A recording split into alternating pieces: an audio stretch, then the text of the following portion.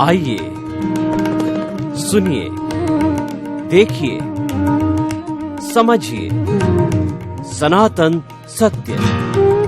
जैसी दृष्टि वैसी सृष्टि, दृष्टि विज्ञान। कुदरत, कुदरती रचना एवं कुदरत के कानून से शाश्वत सुख की प्राप्ति। जोधपुर के परम पूज्य महात्मा उपासक प्रोफेसर डॉक्टर सोहन राज तातेड़ के निर्देशन में सनातन सत्य। जैसी दृष्टि वैसी सृष्टि, दृष्टि विज्ञान।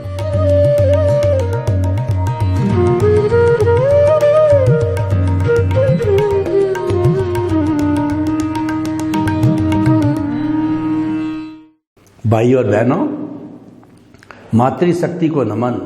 आज का हमारा अति उत्तम विषय गृहस्थ एक तपोवन है। तपोवन का अर्थ होता है कि तपस्या योग, जहां पर साधना होती है, तप होता है, उस स्थान को तपोवन कहते हैं। पुराने जमाने में हमारे ऋषि मुनि प्रकृति के करीब जो है अपने अपने आश्रम बना करके नदी के किनारे, जहां पर एकदम प्रकृति जो है चारों तरफ छाई रहती हो, वहां पर बैठ करके एकांत में अपनी साधना करते थे। और जब कभी भी वो साधना करते करते जो है उस प्रकृति के दृश्य को निहारते तो वो ईश्वर के दर्शन करते थे। यानी कि तपोवन उसे कहा जाता है जहाँ पे तपस्या की जाती है, साधना की जाती है। तो हमारे जो सामाजिक जीवन के 4 ग्रस्त है, ब्रह्मचर्य आश्रम, गृहस्थ आश्रम, वानप्रस्थ आश्रम और संन्यास आश्रम। इसमें गृहस्थ को तपोवन कहा है, दूसरे आश्रमों को तपोवन नहीं कहा गया है, क्योंकि एक गृहस्थी पर उसको बाल बच्चों का पालन करना होता है, माता पिता के स्वास्थ्य का ध्यान रखना होता है और जीविकोपार्जन करना होता है, समाज के लिए भी कार्य करना होता है और उसके साथ साथ में जो है सारा बजट की व्यवस्था करनी पड़ती है। यानी एक गृहस्थी मल्टी डायमेंशनल होता है, उसको सब तरफ की सोचनी पड़ती है। जबकि जो हमारे 3 आश्रम है उसके अंदर व्यक्ति एक तरफा ही ध्यान देता है और गृहस्थी के अंदर अलग अलग तरह के ध्यान दिए जाते हैं, अलग अलग तरह की व्यवस्थाएं होती है और उसके अंदर समभाव रखना, उसके अंदर पेशेंस रखना, उसके अंदर सहनशीलता रखना, इसके कारण इसको तपोवन कहा गया है। अब ऐसा है कि गृहस्थी तपोवन कैसे रख सकता है, उसकी मैं आपको पूरी व्यवस्था करके देता हूँ कि गृहस्थ जीवन भर जन्म से मृत्यु तक जो है अपने गृहस्थ जीवन को तपोवन कैसे मान के चल सकता है और उसके अंदर बिल्कुल भी डिस्टर्ब न रहे, उसकी हम व्यवस्था आपको बताते हैं। हमारा सनातन सत्य कार्यक्रम ये यूनिवर्सल ट्रुथ कहलाता है, सार्वभौम सत्य। और ये जो है इस पूरे कॉस्मॉस की अल्टीमेट रियलिटी आपको देता है कि दुनिया की सच्चाई क्या है, वो हम इसको सनातन सत्य कार्यक्रम से बताते हैं। और सनातन सत्य कार्यक्रम सिद्धांत पर आधारित होता है, सिद्धांत कभी बदलता नहीं है, जबकि जो अवस्थाएं होती है वो बदलती जाती है, अवस्थाएं नाशवान होती है और इसी कारण से वो बदलती है। और नाशवान अवस्थाओं के अंदर बदलने के कारण जो है उसको ही संसार कहा जाता है। तो देखिए कि हम जो है अपने जीवन को इस तरीके से बनावें कि जो कुछ भी हमारे सामने घटित होता है, जन्म से मृत्यु के बीच के अंदर जो भी घटना घटित रहती है, उस घटना को कुदरती रचना मानते रहना और उससे प्रभावित न होना, ये एक अच्छा जीवन जीने की या बैलेंस्ड जो है लाइफ की पूरी व्यवस्था रहती है। तो ऐसा जो है किस तरीके से किया जाता है कि हमें सारे पूरे सिस्टम को समझना पड़ेगा कि हमारा जो ये सनातन सत्य कार्यक्रम है वह जो है कुदरती रचना और कुदरत के कानून पर आधारित है। तो वह कुदरत किसे कहते हैं? जो गृहस्थी होता है उसको इन तीनों चीज को समझना बहुत जरूरी है, तभी तीनों चीज के अंदर वो संतुलित बिना प्रभावित हुए रह सकता है। तो पहली बात है कि कुदरत किसे कहा जाता है कि जहाँ पर 6 समवाय काम करते हैं, 6 समवाय हर क्षण भूत भविष्य वर्तमान में हाजिर रहते हैं, उसको ब्रह्मांड कुदरत कहा जाता है। वो 6 द्रव्य है कि जीव, अजीव, गति सहायक, स्थिति सहायक, समय और आकाश। ये 6 तत्व को ही ब्रह्मांड और 6 तत्व ही समस्त जीवित प्राणियों के जीवन का संचालन करते हैं। और उसके अंदर संचालन जो होता है वो सारा जो है वह कहना चाहिए कि हमारा पृथ्वी, जल, अग्नि, वायु और आकाश, ये जो 5 तत्व है इनको पंचभूत बोला जाता है। और पंचभूतों के द्वारा ही ये सृष्टि जो है पूरा संचालन करती है। तो इन 5 भूतों का भी हमें पूरा अपव्यय नहीं होने देना है, इनका हमें प्रदूषित नहीं होने देना है, ये ध्यान रखना है। तो अब आप देखिए कि कुदरती रचना किसे कहते हैं। यानी हम जब जन्म लेते हैं और मृत्यु तक उसके बीच का जो काल होता है वो जीवन कहलाता है। ये जीवन का सृजन हम पिछले जन्म में कर चुके हैं, उनको भाव कर्म कहते हैं। जब कभी भी हम जो है प्रतिष्ठित आत्मा के द्वारा अपने भावों का उपयोग करते हैं, क्योंकि भाव एक सत्ता है जो चेतन से जुड़ी हुई होती है और उस सब का जो है कन्वर्शन कहिए, प्रोसेस कहिए, वो सारा प्रतिष्ठित आत्मा के अंदर होता है। प्रतिष्ठित आत्मा एक बहुत बड़ी फैक्ट्री होती है, क्योंकि हमारी जो मूल आत्मा है वो मूल आत्मा कोई भी क्रिया नहीं करती है। और उसके साथ साथ में हमारा ये जो शरीर है ये तो पिछले जन्म के कर्म के भुगतान के लिए मिला है। यानी जो ही हमारे कर्मों का भुगतान हुआ और इस शरीर को जला दिया जाता है, तो बीच वाली जो स्थिति है जिससे हमारा ये सारा जीवन चलता है वह है प्रतिष्ठित आत्मा। और प्रतिष्ठित आत्मा के अंदर चार्ज और डिस्चार्ज दोनों चलते हैं। ये क्यों बताया जाता है? एक गृहस्थी को जो है इन बातों का ध्यान रखना जरूरी है कि चार्ज क्या है, डिस्चार्ज क्या है, ताकि वो अपने परिवार का पूरा संचालन भली भांति कर सके। तो वो चार्ज का अर्थ होता है कि जो कुछ भी हमारे सामने घटित हो रहा है वो तो परिणाम है, वो तो रिजल्ट है, और वो रिजल्ट है वो ऑटो मोड से चलता है, ऑटोमेटिक तरीके से चलता है, अपने आप चलता है। तो जो हमारा उसको पुरुषार्थ नहीं कहा जाता है, लेकिन लोग कहते हैं कि जीवन में आगे बढ़ना है तो पुरुषार्थ करो। और आज पूरे विश्व के अंदर पुरुषार्थ का डंका बज रहा है कि अगर हम पुरुषार्थ नहीं करेंगे तो हम पीछे रह जाएंगे। हमको दुनिया का नंबर 1 बनना है, और नंबर 1 बनने का जो तरीका है वह पुरुषार्थ है। यानी हम जन्म से मृत्यु के बीच के अंदर मन वचन काया की जो क्रिया करते हैं और उसको हम पुरुषार्थ मान लेते हैं, वह वास्तव में परिणाम है, रिजल्ट है, हिसाब है, भुगतान है, ये हम भूल जाते हैं।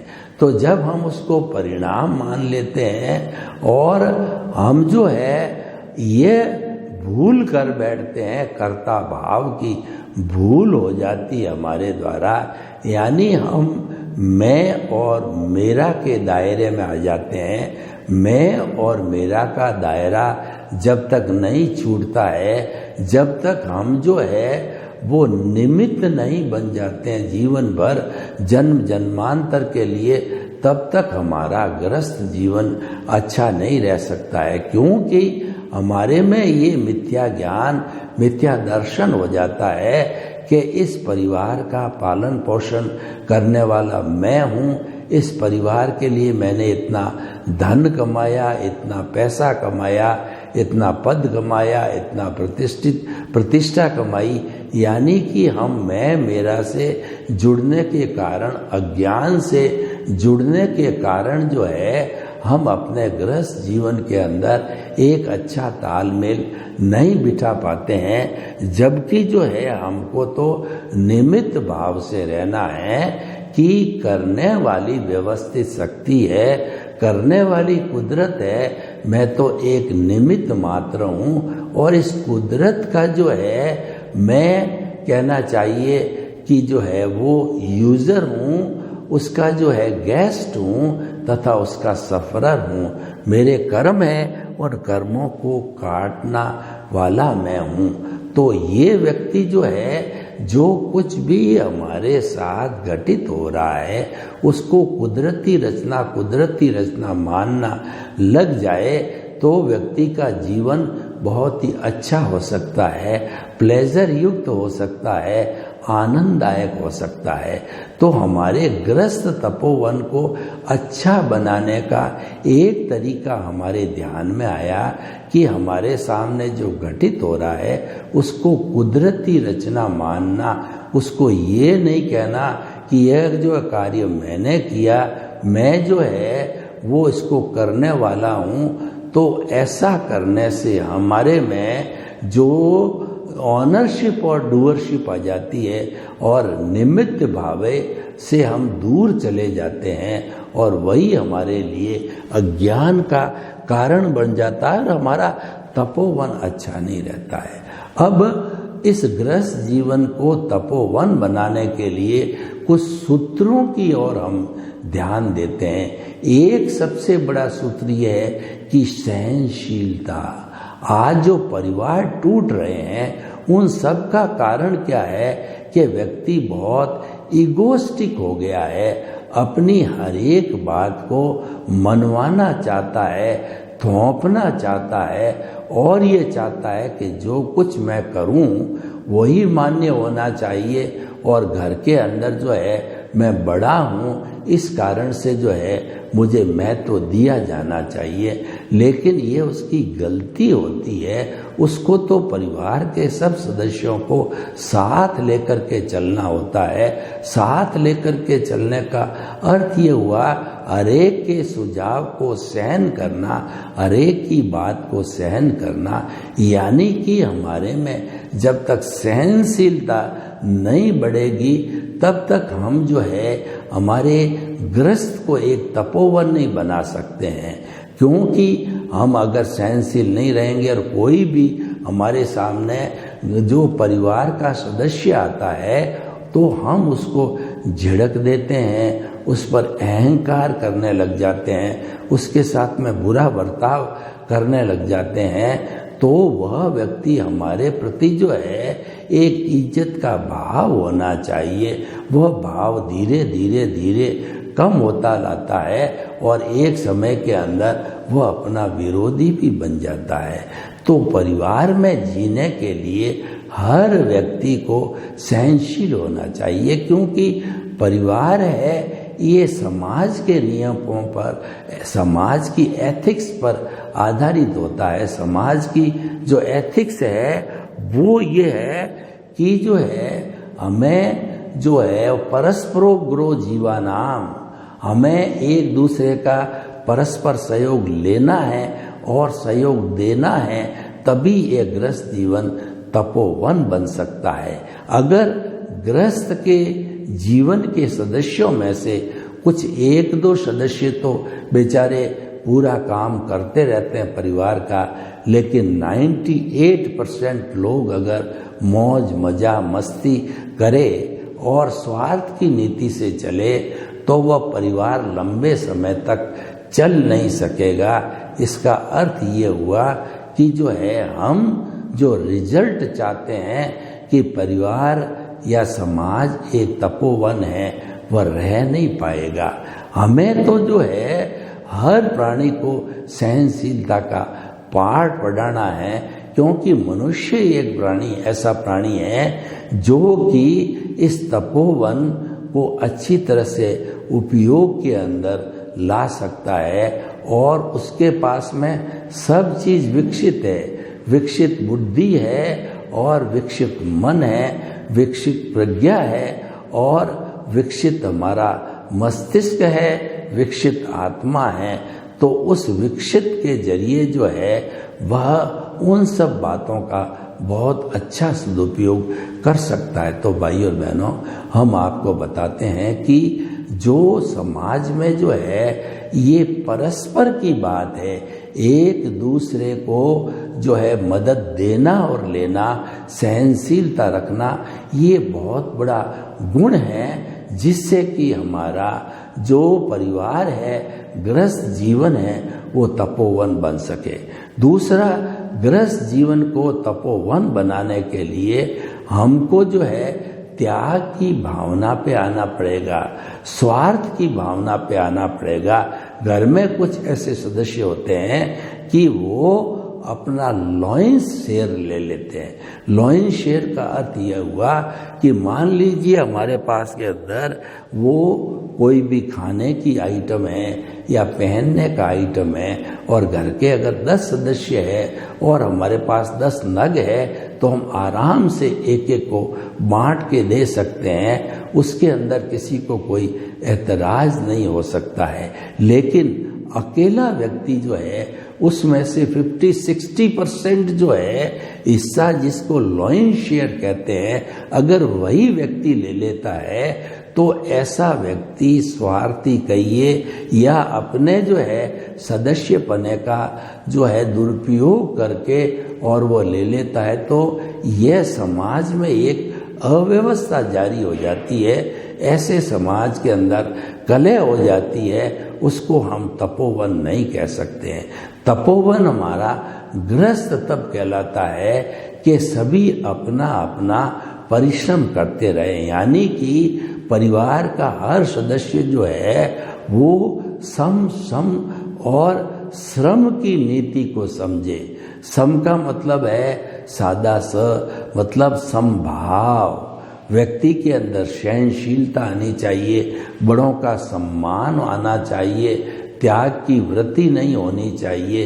इसको सम कहते हैं, समभाव में रहना। और जो व्यक्ति समभाव में रहता है वह अपने परिवार का जो है अच्छा भरण पोषण या परिवार के सदस्यों को सुसंस्कारी बना सकता है।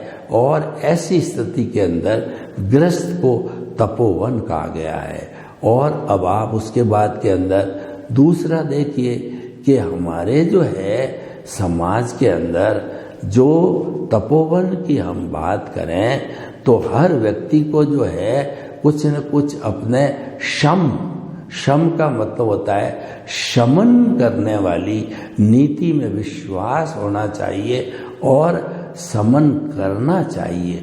शम का अर्थ ये है कि जो हमारे छोड़ने की चीजें हैं, क्रोध है, अहंकार है, माया और लोभ है, इनका शमन करना चाहिए, इनको नियंत्रण के अंदर रखना चाहिए। ये हमारे पर हावी नहीं हो जावे, और जिस दिन ये हावी हो जाएंगे तो जो है हम एक अच्छे परिवार का निर्माण नहीं कर सकते हैं। तो हमारे जितने जो परिवार के सदस्य हैं उन सब को जो है ये शिक्षा दी जानी चाहिए कि सबको सबके साथ में एकता का व्यवहार करना चाहिए।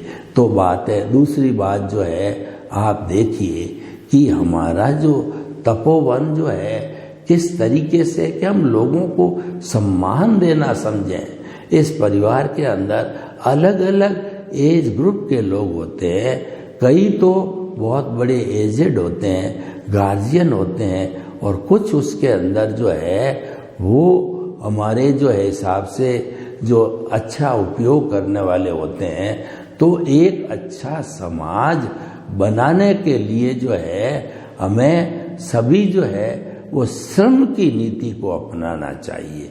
श्रम का अर्थ हुआ कि हर व्यक्ति जो है अपने परिवार को अच्छा बनाने के लिए जो है परिवार का पोषण करे, परिवार में श्रम करे, सफाई की बात रखे, या जिस जिसके हिस्से में जो जो काम आया हुआ है वह अपने हिस्से का काम जो है अवश्य करे। हर जो है समाज का व्यक्ति अगर अपने अपने हिस्से का अच्छा कार्य करने लग जाएगा तो बहुत बड़ा कार्य जो है वो अपने आप संपन्न होने लगता है। तो भाई और बहनों, हम आपको इस आज के संदर्भ के अंदर यह बताना चाहते हैं कि हमारा जो गृहस्थ जीवन है बहुमूल्य जीवन है, और वह जब सभी सदस्य जो है एक साथ में मिलकर के काम करते हैं तो उसको जो है वो हमारा तपोवन कहने में, या लोग उसको तपोवन कहे तो हमें समझने के अंदर कोई दिक्कत नहीं, कोई अतिशयोक्ति नहीं है। तो भाई और बहनों, ऐसे महत्वपूर्ण विषय को जो है हमें अपने लोगों के ध्यान में लाना चाहिए कि हम श्रम और श्रम की नीति का जो है उपयोग करें। इस नीति का उपयोग करने से हमारा जो है ये जीवन अपने आप श्रम और श्रम से ओतप्रोत होता जाएगा। तो भाई और बहनों, आइए हम और आगे जो है कुछ बिंदुओं पर चिंतन करते हैं कि हमारा जो समाज की संरचना की गई है उस समाज की संरचना के अंदर बहुत से लोगों का योगदान भरा हुआ है। समाज तभी चलता है कि सभी अपना अपना श्रम करे, मेहनत करे और योगदान दे। मैं आपको बताना चाहता हूँ कि फूड ग्रेन जो उगाता है और हमारे जितने IT के उपकरण हैं, ये जो है बच्चों में अच्छे संस्कार डालता है, और उन संस्कारों की वजह से जो है हमारा ये परिवार एक तपोवन का रूप ले लेता है। तो हमारा गृहस्थ जीवन है वो कई तरह से तपोवन हो जाता है। एक गृहस्थी को अपने जो है परिवार के साथ साथ में अपना गांव, अपना देश, अपना समाज के लिए भी कुछ न कुछ कंट्रीब्यूट करना होता है, क्योंकि समाज के अंदर लोग सभी एक नेचर के नहीं होते हैं। कुछ लोग बहुत ही धनाढ्य होते हैं और कुछ लोग जो है बहुत ज़्यादा कमज़ोर होते हैं। तो हमारे लोगों के कमज़ोर होने या जो है बड़े बनने के अंदर हमारी कोई भी गुण जो है हमने इसके अंदर नहीं देखे हैं। तो हम आपको ये बताना चाहते हैं कि गृहस्थ तपोवन जो है व्यक्ति को इसके अंदर संयमित होना पड़ता है, साधना करनी पड़ती है, तभी ये तपोवन बनता है। और कितने कितने जर्क इसके अंदर आते हैं, शौक्स कितने आते हैं, उन सबको एब्जॉर्ब करने से हमारा ये जीवन है वो तपोवन बनता है। सर्वे भवन्तु सुखिनः, सर्वे सन्तु निरामया। लोग के जीवों को सुख मिले, शांति मिले, आनंद मिले, प्रेम मिले, सौहार्द मिले, और हम सभी मिलकर के अपने गृहस्थ जीवन को तपोवन बनावें, साथ साथ में शाश्वत सुख की नींव लगावें। आपके प्रति मंगल भावना।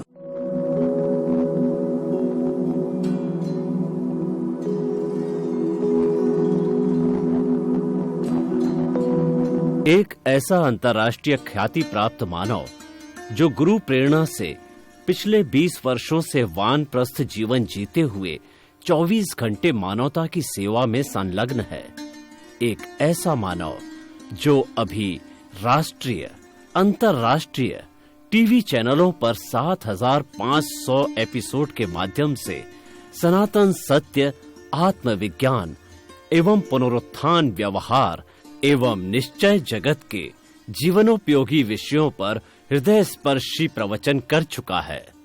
उस मानव का नाम है महात्मा उपासक प्रोफेसर डॉक्टर सोहन राज तातेड़। प्रोफेसर तातेड़ द्वारा योग, दर्शन, शिक्षा विषयों पर रचित पीएचडी स्तर के 250 शोध ग्रंथ भारत के 100 प्रतिष्ठित विश्वविद्यालयों में शोधार्थी पढ़ रहे हैं तथा वे सभी शोध ग्रंथ वहां की सेंट्रल लाइब्रेरियों में उपलब्ध हैं।